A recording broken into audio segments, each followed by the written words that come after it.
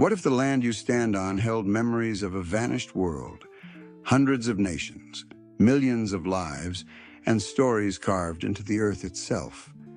Today, we open the pages of one of history's darkest and most important chapters, the genocide of indigenous peoples in North America. This video isn't just about distant events or statistics. It's about waves of destruction that rolled over a continent, leaving scars still felt today. From deadly epidemics and relentless military campaigns to the policies and profits that fueled erasure, we'll trace how power and greed turned home into exile for entire civilizations. You'll discover not just the harsh machinery, wars, forced marches, broken promises, and laws aimed to silence tradition, but how these methods work together, shaping a relentless system of removal, suppression, and survival. We'll confront the enduring consequences: devastated populations, lost languages, fractured cultures, but also the fierce struggle to resist and remember. In these 4 chapters, we honor not only the story of loss, but of courage. You'll hear what was faced, how it was fought, why it happened, and how survivors carry this legacy into the present, fueling movements, memory, and hope. This history isn't silent. It demands to be told, faced, and understood. Join us as we walk the timeline from creation to crisis, profit to pain, and erasure to resistance. The story you're about to hear isn't just the past. It's the ground beneath our feet and the road ahead. Policy and profit, engines of indigenous erasure. Let's dive into what truly drove the destruction of indigenous nations in North America. Not just hatred or misunderstanding, but a complex web of state policy, economic ambitions, resource hunger, and the unstoppable flows of people. If you were there, you'd see that every law, every policy, and every new railroad track reflected much deeper forces than simple prejudice. Imagine a continent divided up on paper by people thousands of miles away. In the early days, indigenous land wasn't just taken for the sake of taking. It was a means to fuel an exploding economy. By the 19th century, the United States was expanding at a breakneck pace. Cotton, gold, timber, and farmland were the lifeblood of a nation hungry to become an empire. Every acre ripped away from a Cherokee or Sioux family meant more crops to trade, more gold for banks, and more territory for new Americans to settle. The government actively encouraged this conquest. Let's talk about one pivotal moment. In 1830, the Indian Removal Act turned land theft into official policy. Overnight, moving indigenous families hundreds or thousands of miles wasn't just permitted, it was law. Why did America do this? Because the land east of the Mississippi was too valuable to waste on indigenous villages. Cotton plantations needed room to grow, and powerful lobbyists made sure politicians understood the profits at stake. Entire peoples like the Cherokee, Choctaw, and Creek were forced onto hostile, barren lands where tens of thousands died from starvation, disease, or sheer exhaustion on the Trail of Tears. It didn't stop with forced marches. Land itself became currency. Treaties were signed, broken, and bent to the will of politicians and businessmen.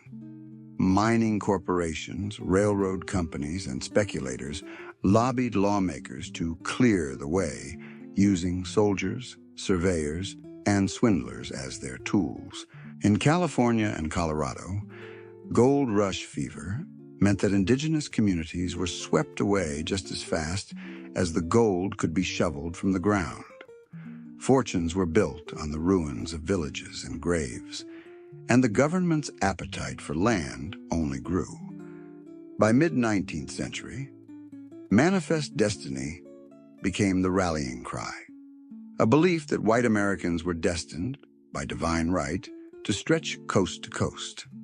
It justified not just aggression, but outright annihilation. Entire tribal territories were opened for settlement whenever a new railroad or mining operation was planned, no matter who or what stood in the way. Immigration from Europe added fuel to the fire. Millions arrived in search of land, freedom, and opportunity. Where did they go? Nearly always to lands just cleared of their indigenous inhabitants. Laws incentivized settlement. The Homestead Act promised free acreage to anyone willing to work it. Indigenous populations shrank not only under the guns of soldiers, but under the wheels of covered wagons and farm plows. State policy went even further. In the late 1800s, the Dawes Act divided tribal lands into individual plots. From the government's perspective, this would civilize native people by making them farmers. But in reality, it encouraged land sales to outsiders and left indigenous nations with scraps of their former territories. Economic devastation followed. Traditional diets collapsed, community bonds broke down, and poverty deepened as land slipped away for pennies on the dollar. All this was justified by rhetoric in newspapers, sermons, and speeches. Indigenous peoples were called savages, obstacles to progress, or even threats to national security. These narratives gave settlers, lawmakers, and business owners moral cover for violence, betrayal, and greed. Let's not forget resources. Whether it was gold, oil, timber, or grazing land for cattle, indigenous territories were almost always rich in something America wanted. Dispossessing native communities wasn't random, it was strategic. The government, business interests, and settlers wanted those riches, and together they pushed policies that left indigenous nations powerless to resist. Even after initial conquests, policymakers continued the assault. Children were taken from families, sent to boarding schools, and taught to abandon their languages and traditions, all in the name of assimilation. Economic violence was paired with cultural violence, further eroding indigenous resilience. So when we talk about what fueled the genocide, know that it wasn't only the brutality of guns or soldiers.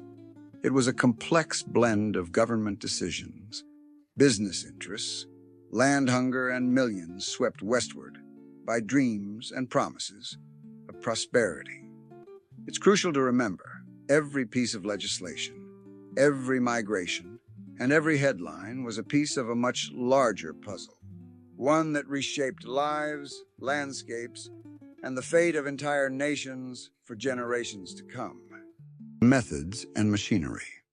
The mechanisms of indigenous erasure.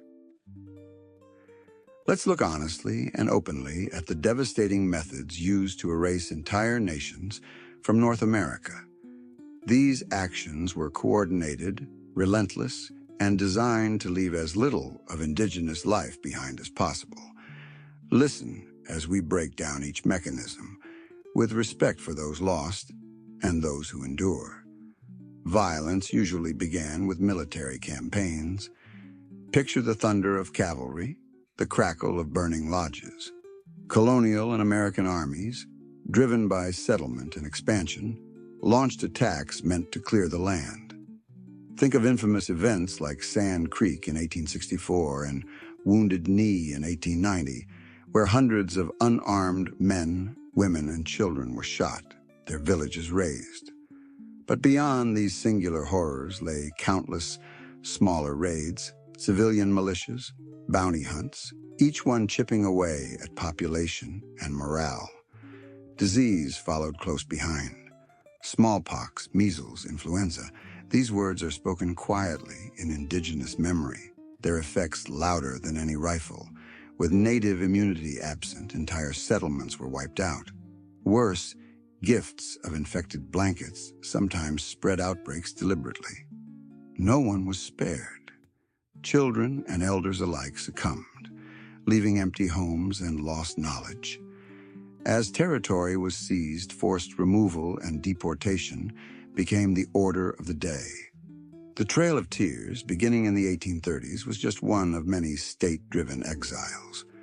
More than 60,000 indigenous people, representing several great nations, were evicted from rich homelands and forced to walk hundreds of miles. Every treaty signed seemed a step toward another removal. Even as the ink dried, plans for the next march were underway. Physical exhaustion, hunger, and disease claimed thousands on the move. Law reinforced every physical act. Bureaucracy turned violence into routine. The reservation system, created by federal mandate, isolated survivors on barren, unfamiliar tracts, a far cry from their ancestors' chosen lands. Here, hunger, poor sanitation, and lack of opportunity set in.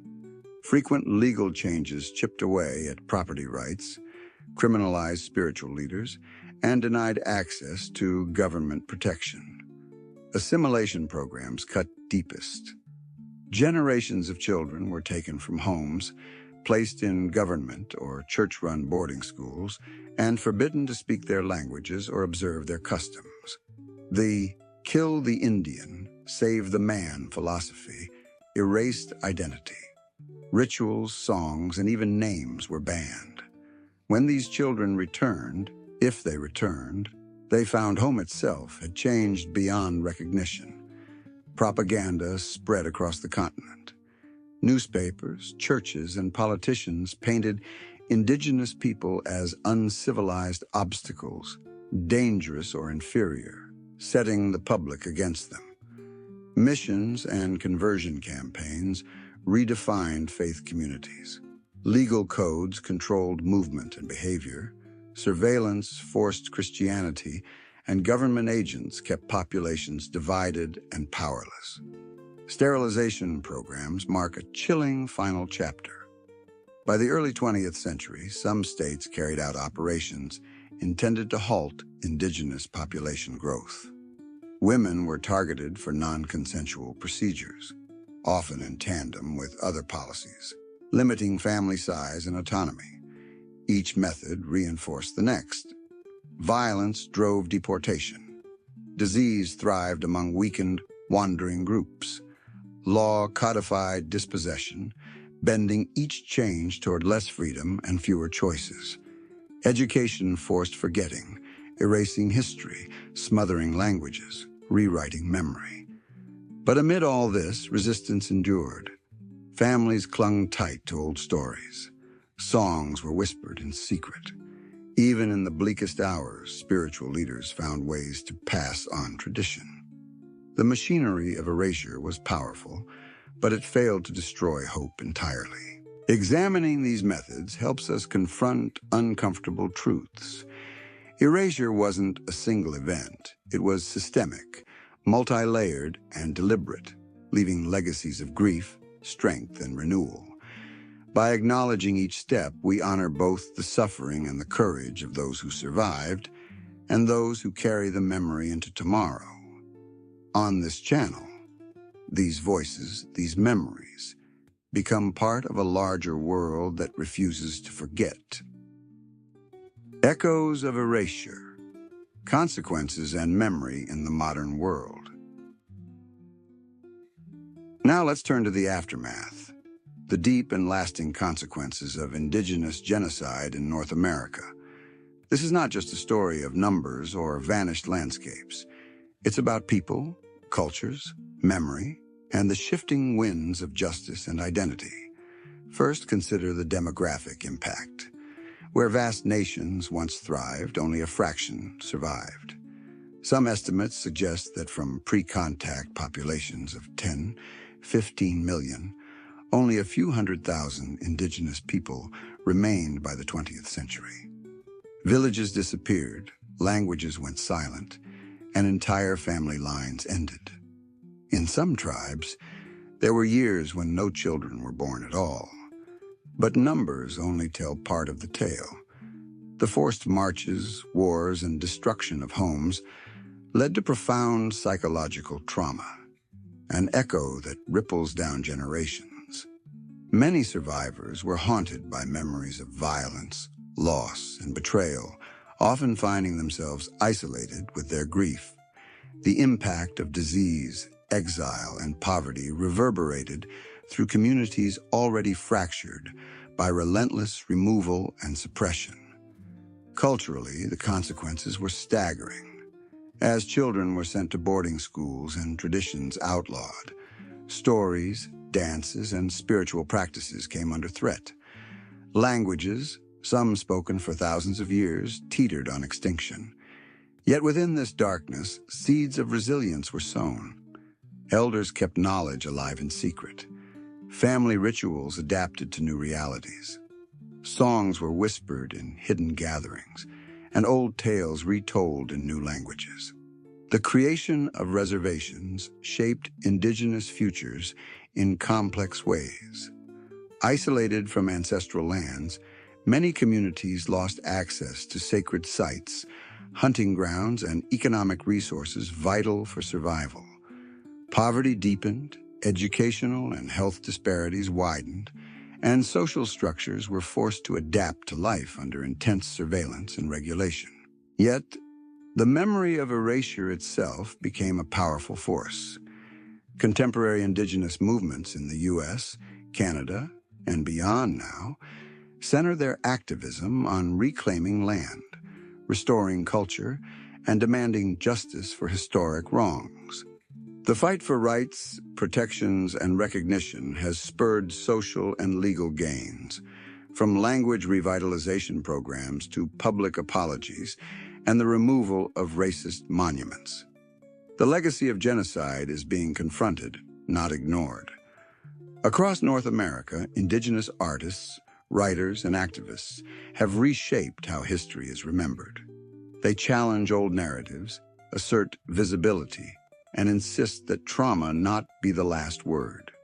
Museums, memorials, and classrooms offer space for new conversations about survival, resistance, and the future.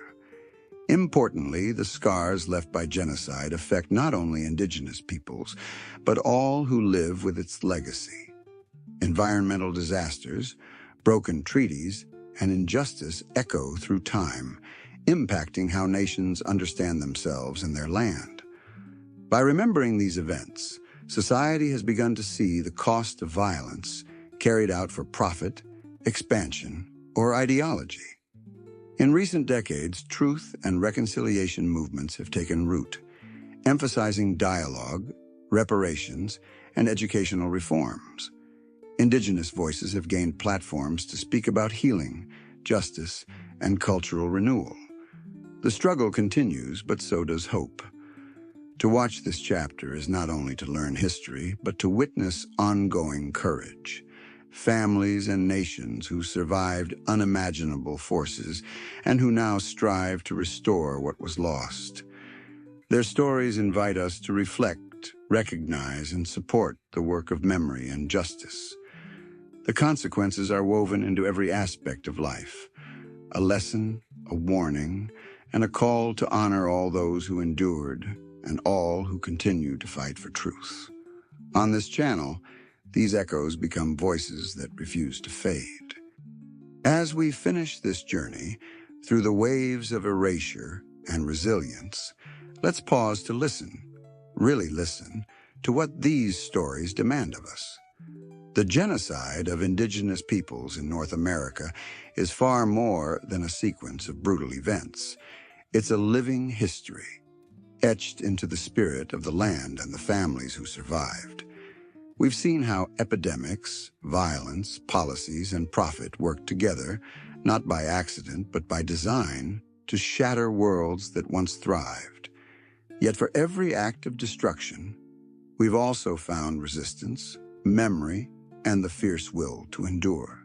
If we truly honor these chapters, our responsibility doesn't end here. To understand this legacy is to confront the ongoing effects of loss, but also to recognize the hope carried forward by indigenous voices, restoring language, reclaiming land, and fighting for justice. It's not enough to remember. We must act. Support indigenous communities. Seek out their stories and challenge systems that repeat old errors. Let these truths guide us, so history's darkest shadows become fuel for today's movements and tomorrow's healing. Thank you for joining this exploration. By watching, sharing, and learning, you help keep voices alive that refuse to be silenced. This is more than a lesson. It's a call to refuse erasure, honor resilience, and build a more honest future together.